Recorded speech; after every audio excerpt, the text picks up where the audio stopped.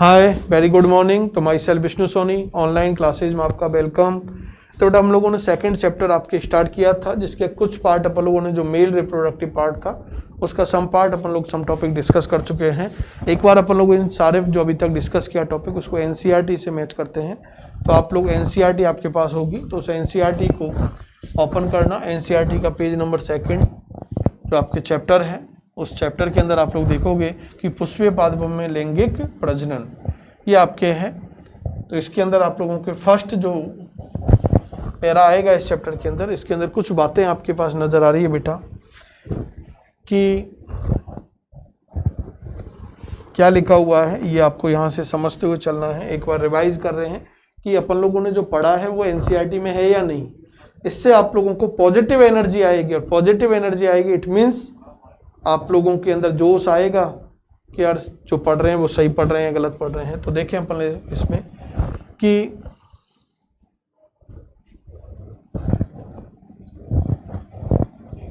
जितने भी सभी पुष्पीय पादप लैंगिक प्रजनन प्रदर्शित करते हैं। पुष्पीय पादप का मतलब आवृतबीजी पादप जो होते हैं, उन सभी आवृतबीजी पादपों के अंदर लैंगिक जनन होता है।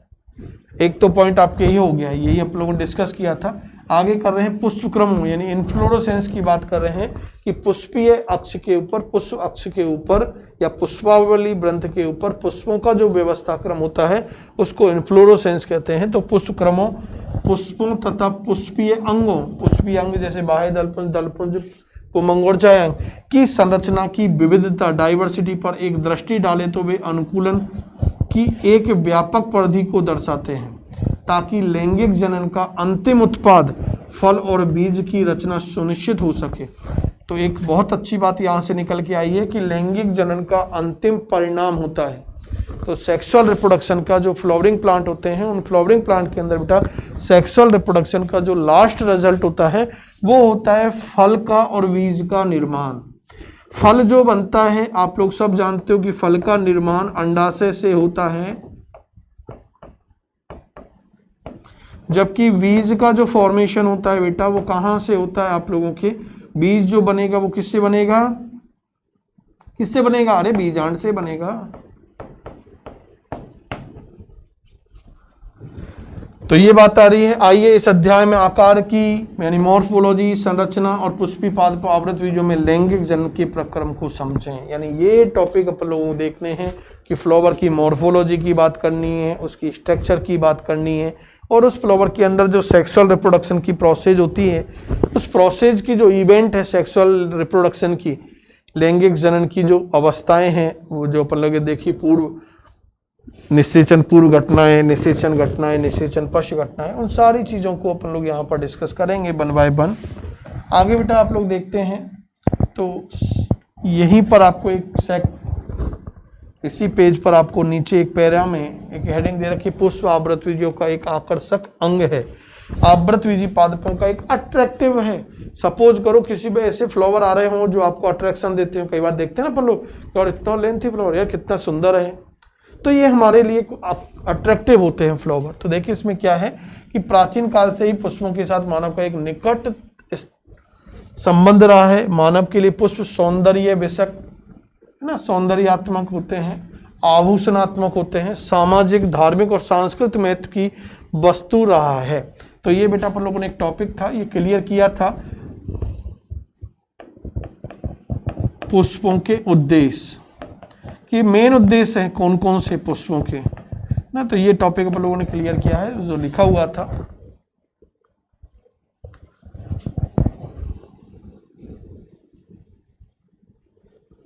क्लियर।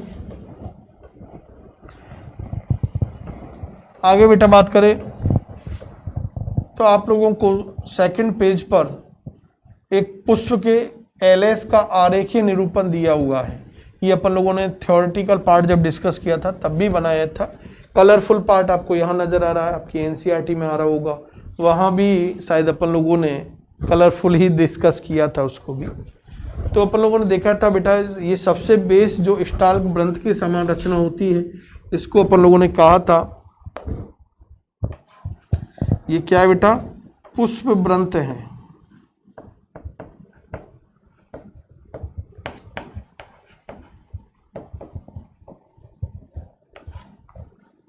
पेडिकल हैं।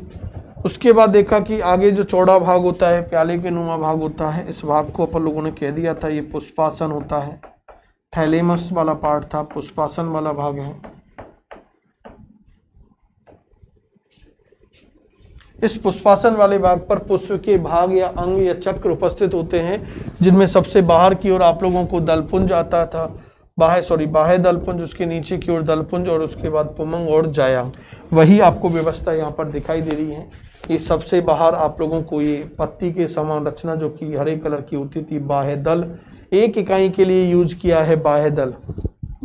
तो बाह्य दल पाए जाते हैं। बाह्य दलों के नीचे अनपत्रवत रचना के रूप में आप लोगों के क्या होते हैं, ये दल उपस्थित होते हैं। दलों के नीचे यदि अपन लोग बेटा बात करें तो नर जनन अंग के रूप में आपके क्या पाए जाते हैं, पुमंग होते हैं, जिनकी एक इकाई, ये पुमंग की स्ट्रक्चर है जिसकी एक इकाई को बेटा हम लोग बोलते थे पुंकेसर स्टेमन कहते थे, पुंकेसर स्टेमन बोलते थे। यदि हम लोग बेटा बात करें तो जो नीचे स्टाल्क नुमा रचना होती है पुंकेसर की, उसको तंतु यानी फिलामेंट्स या पुतंतु कहा जाता था, जिसका जो समीपस्थ भाग था, ये समीपस्थ वाला भाग इससे जुड़ा रहता था, थैलेमस वाले भाग से जुड़ा हुआ होता है, और दूरस्थ वाला जो भाग है ये आपके पराग कोष के साथ जुड़ा रहता है। ये पराग कोष की बात कर रहे हैं, ये जो आपके हैं ये पराग कोष है, मैंने रेड कलर से इनको जो हाईलाइट किया, ये पराग कोष है। सामान्यतः हम लोगों ने देखा था पराग कोष द्विपाल्वित रचना होती है, द्विकोष्ठीय रचना होती है और चतुष्बीजाणुधानी प्रकार की होती है। आगे हम लोग बेटा बात कर रहे हैं कि पुष्प के अंदर पुमंग के भीतर की ओर मादा जनन अंग के रूप में जायांग पाया जाता है, और जायांग की जो बेटा एक इकाई होती है उसको अंडप अथवा स्त्री केसर कहा जाता था, अंडप अथवा स्त्री केसर कहा जाता था। अंडप या स्त्री केसर के अंदर अपन लोगों ने भाग देखे थे। सबसे ऊपर वाला भाग जो होता है वर्तिकाग्र वाला भाग होता है, उसके नीचे ग्रीवा जो भाग है उसको कहा जाता है आप लोगों के वर्तिका, और नीचे ये वर्तिका आधारीय फूला हुआ भाग जो पुष्पासन के साथ जुड़ा हुआ रहता है उसको कहा जाता था आपके अंडाशय ओवरी, और इसी अंडाशय से बेटा फल का निर्माण होता था, और इस अंडाशय के अंदर जो रचना परिवर्तित होती है उस रचना को बीजांड कहा जाता है। उस रचना को क्या बोलते हैं, बीजांड, और बीजांड से बीज का परिवर्तन होता था। तो इस तरह की बातें हम लोगों ने लास्ट डिस्कस की थी। आगे हम लोग देखें बेटा क्या है,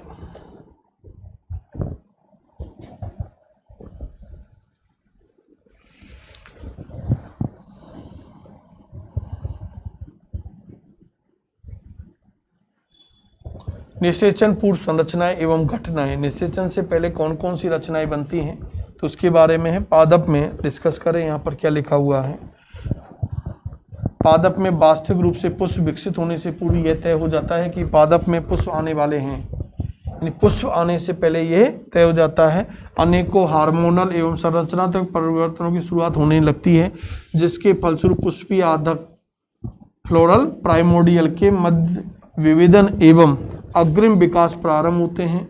पुष्पक्रम की रचना होती है जो पुष्पी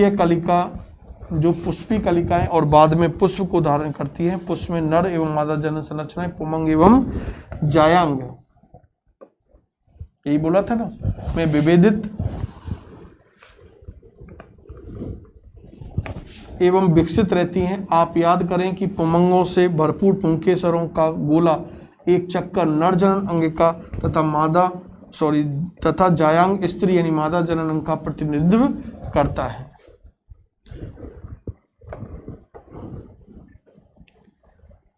यदि आप लोग इस स्ट्रक्चर को देखो तो पेज नंबर 3 पर आपके एनसीईआरटी में ये स्ट्रक्चर नजर आ रही होगी। एक आपके पुंकेसर की स्ट्रक्चर है, और सेकंड आप लोगों के जो डिस्कशन दिया हुआ है ये एक पराग कोष की ट्राई डायमेंशनल सेक्शन के बारे में दे रखा है। यदि आप लोग इस स्टेमन पुंकेसर की रचना की बात करेंगे तो ये पुतंतु पतला तंतु नुमा भाग होता है। आगे ये पुतंतु पराग कोष से जुड़ा रहता है। पराग कोष द्विपाल्वित रचना होती है। प्रत्येक पाली के अंदर 2 कोष्ठ होते हैं। पहला कोष्ठ है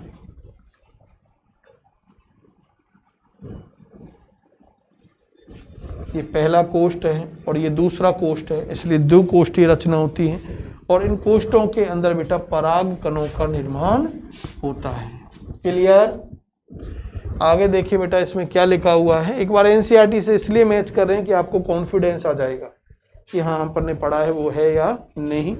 जरूरी नहीं कि लैंग्वेज आपको 100% यहाँ से क्लियर हो। जो लैंग्वेज आपको क्लासों के अंदर होती है, टीचरों के द्वारा जो लैंग्वेज क्लियर कराई जाती है, वो कभी भी कंफर्म नहीं होती कि बुक से आप लोग कर सको। एनसीईआरटी की बुक की लैंग्वेज थोड़ा सा डिफिकल्ट लैंग्वेज होती है, उसको डायरेक्ट समझने में प्रॉब्लम होती है, वो कहीं ना कहीं उसको जोड़ के समझा जाता है बेटा। तो चित्र 2.2 एक विशिष्ट प्रारूप पुंकेसर 2 भागों में विभक्त रहता है। इसमें एक लंबा पतला डंठल तंतु फिलामेंट कहलाता है तथा अंतिम सिरा सामान्यतः द्विपालिक संरचना पराकोष कहलाता है। तंतु का समीपस्थ छोर पुष्प के पुष्पासन या पुष्पदल से जुड़ा होता है।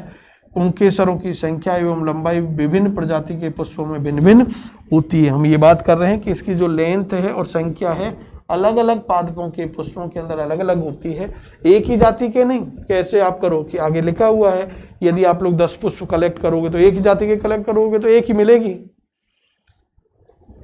लेकिन अलग अलग जाति के डिफरेंट स्पीसीज के यदि आप लोग फ्लावर को कलेक्ट करोगे और उनको ऑब्जर्व करोगे तो आपको उनकी लेंथ के अंदर, उनके नंबर के अंदर को डिफरेंस नजर आ सकते हैं। अगर आप 10 पुष्प प्रत्येक भिन्न प्रजाति से एक एक पुंकेसर एकत्र करें और उन्हें एक स्लाइड पर रखें तो आप देखेंगे कि इनके आकार में बहुत भिन्नता है जो प्रकृति में विद्यमान है। इससे डाइवर्सिटी की मालूम चलती है। आपके 11th के अंदर फर्स्ट यूनिट डाइवर्सिटी थी बेटा।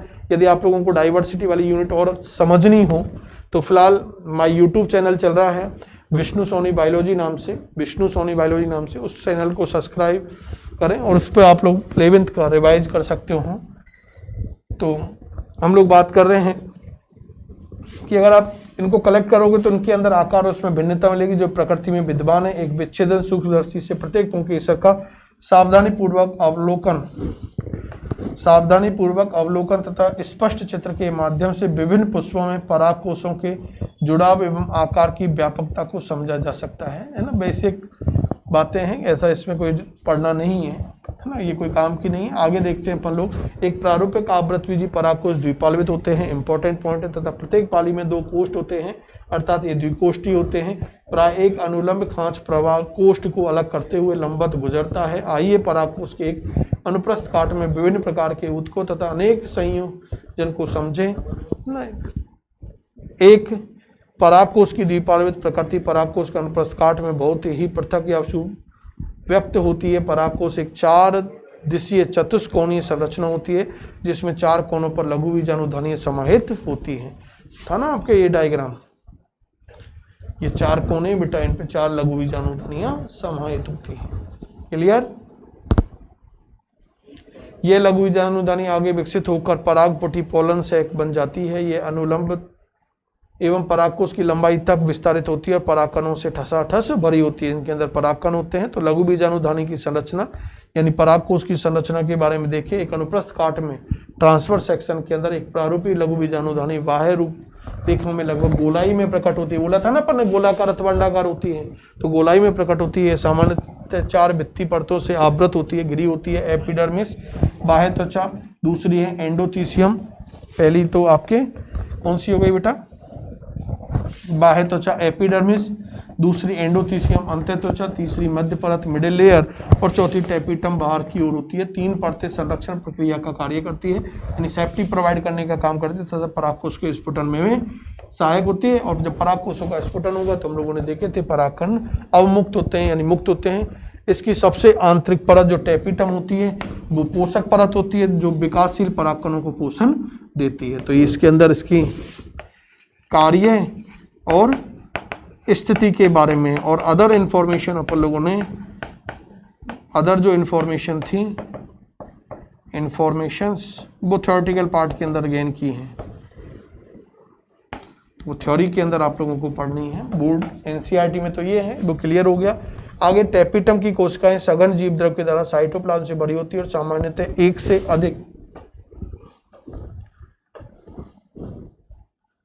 ये आप लोगों के जब एनसीईआरटी के अंदर पेज नंबर 4 पर देखोगे तो ये ट्रांसफर सेक्शन के बारे में आपको नजर आ रहा होगा। आगे चल के इस नीचे वाले डायग्राम को आप लोग यदि ऑब्जर्व करोगे तो ये पराग कोषों के स्फुटन को दिखा रहा है बेटा, कि जब पराग कोषों की जो परत है जब वो स्टोमियम सेल हटेंगी तो उससे इसके अंदर जो बीजाणुधानियों के अंदर, लघु बीजाणुधानियों के अंदर जो परागकण का फॉर्मेशन हुआ था वो परागकण क्या हो जाएंगे बेटा, रिलीज होंगे। तो इसको दिखा रहा है ना। तो एक आवश्यक परागकोश का अनुप्रस्थ काट है फर्स्ट। सेकंड, भित्ति परतों को प्रदर्शित करते हुए लघु बीजाणुधानी की विस्तारित संरचना है। एक एक लेयर को कैसे हम लोगों को ट्रांसफर लेयर के फॉर्म में दिखती है, हम लोगों ने ये स्ट्रक्चर बनाई भी थी। और उसके बाद ये स्फुटन वाला डायग्राम आपको दे रखा है। फिर हम लोगों ने कहा था कि टेपिटम एक या एक से अधिक केंद्रकों से युक्त होती है। जरूरी नहीं कि टेपिटम में हो, तो टेपिटम बहु केंद्र की ये रचना होती है। जब एक परागकोश अपरिपक्व होता है तब घने सुसंबद्ध सजातीय कोशिकाओं का समूह, जिसे बीजाणु जनन ऊतक कहते हैं, स्पोरोजिनस सेल कहते हैं या स्पोरोजिनस टिश्यू कहते हैं, लघु बीजाणुधानियों के केंद्र में स्थित होता है। आगे हम लोगों ने बेटा टॉपिक पढ़ा था लघु बीजाणु जनन। और लघु बीजाणु जनन में अपन लोगों ने कहा था कि जैसे जैसे परागकोश विकसित होता है बीजाणु जनन ऊतकों की कोशिकाएं अर्धसूत्री विभाजनों के द्वारा सूक्ष्म बीजाणु चतुष्क बनाते थे ना, लघु बीजाणु चतुष्क का निर्माण। और चतुष्क की कोशिकाओं की सूत्र गुणता क्या होगी आगे ऑब्जर्व करते हैं। तो जो टेट्राड होंगे उसके अंदर कितने क्रोमोसोम होते हैं, 2n होते हैं या n होते हैं। जैसा कि बीजाणु जनन ऊतक की प्रत्येक कोशिका एक लघु बीजाणु चतुष्क की वृद्धि करने में सक्षम होती है। प्रत्येक कोशिका एक सक्षम पराग मात्र कोशिका होती है। एक पराग मात्र कोशिका से जब अर्धसूत्री विभाजन के द्वारा लघु बीजाणु के निर्माण की प्रक्रिया को लघु बीजाणुधानी कहते हैं।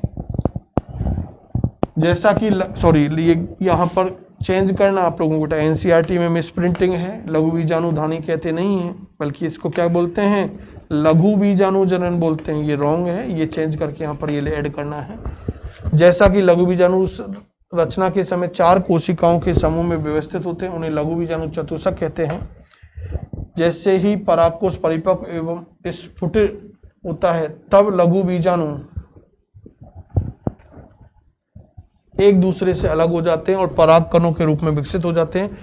प्रत्येक लघु बीजाणुधानी के अंदर कई हजार लघु बीजाणु और परागकण निर्मित होते हैं। परागकण जो परागकोश के स्फुटन के साथ मुक्त होते हैं। तो ये आप लोगों के बेटा जो हम लोगों ने लास्ट अभी तक जो डिस्कशन किया था उसको एक बार एनसीईआरटी से अपन लोगों ने मैच कर लिया है। एनसीईआरटी से आप लोग मैच एक बार आप वापस से रीडिंग करना, थ्योरी से उसको रिवाइज करना, जिससे कि आगे का टॉपिक जब अपन लोग लघु बीजाणु या परागकणों की संरचना की बात करें या इनके निर्माण की बात करेंगे तो वो टॉपिक बहुत बेटर से बेटर क्लियर हो जाएगा। तो यहाँ तक आपको एक बार रिवाइज करना है। Thank you.